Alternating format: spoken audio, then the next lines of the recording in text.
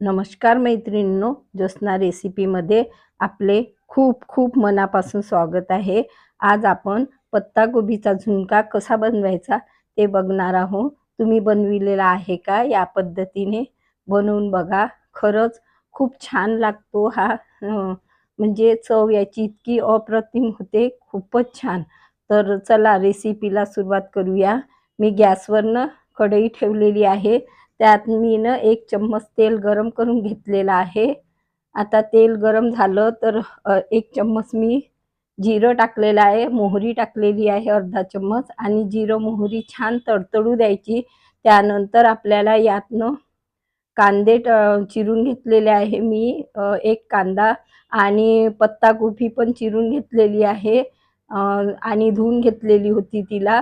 आता ही न छान आपल्याला अशी तेलामध्ये परतवून घ्यायची आहे, व्यवस्थित शिजवून घ्यायची आहे। बघा मी परतवून घेतलेली आहे। आता ठेचा बनविलेला आहे, हा मिरची, आलं, लसूण आणि जिऱ्याचा हा ठेचा टाकायचा आहे। आता आपल्याला लक्षात ठेवायचं आहे की हा ठेचा ना आपला या म्हणजे मिश्रणात छान शिजला पाहिजे, तोपर्यंत म्हणजे शिजवायचा आहे। बघा मी शिजवून घेतलेला आहे, तेव्हाच भाजीची म्हणजे झुणक्याची चवी छान लागते। मसाले घेतलेले आहे, तिखट घेतलेला आहे अर्धा चम्मच, जिरे पावडर घेतलेला आहे 1 चम्मच, धने पावडर, चवीपुरतं मीठ घेतलेलं आहे, अर्धा चम्मच हळद पावडर घेतलेली आहे। मसाले आपल्या म्हणजे भाजीच्या किंवा झुणक्याच्या प्रमाणाने आपण कमी जास्त करू शकतो। तर बघा मी ते मसाले छान परतवून घेतलेले आहे। आता 1 टमाटर चिरून घेतलेला आहे, तो टाकायचा आहे आणि हे मसाले छान आपल्याला परतवून घ्यायचे आहे। अशा पद्धतीने तुम्ही खरंच बनवून बघा, खूप छान बनतो झुणका।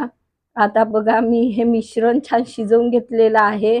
आता मिश्रण शिजल्यानंतर आपल्याला यातनं थोडं अर्धा वाटी वगैरे असं पाणी टाकायचं आणि या पाण्याला छान उकळी येऊ द्यायची। मी झाकून उकळी आणून घेतलेली आहे। बघा अशा पद्धतीने शिजलं पाहिजे आणि पाणी हे असं म्हणजे उकळी आली पाहिजे। तर त्यानंतरच मी इथे पाऊण वाटी असं बेसन घेतलेलं आहे, चण्याच्या डाळीचं पीठ। आता ते टाकून घ्यायचं आहे आणि हे आपल्याला थोडं थोडं टाकायचं आहे। एका वेळेला टाकलं की गुठळ्या बनतात, तर मी 2 वेळा टाकून घेतलेला आहे आणि मिक्स करायचं आहे व्यवस्थित। अशा पद्धतीने बघा आता मी सर्व मिक्स करून घेतलेलं आहे आणि गुठळ्या बनत नाही, मग असं आपण 2 बॅचेसमध्ये टाकून घेतलेलं आहे। आता आपल्याला याला न छान झाकून वाफ काढून घ्यायची आहे, शिजवून घ्यायचं आहे। बघा मी 2-3 मिनिटापर्यंत असं शिजवून घेतलेलं आहे। आता आपला हा झुणका तयार झालेला आहे, वरून कोथिंबीर टाकायची आणि बघा आपला असा मस्त झणझणीत असा झुणका तयार झालेला आहे। हा भाकरीसोबत, पोळीसोबत खूपच छान लागतो, चवीला एकदम अप्रतिम बनतो।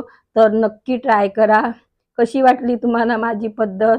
नक्की ट्राय करा आणि कमेंट्स करून कळवा। पुन्हा भेटू नवीन व्हिडिओसोबत, तोपर्यंत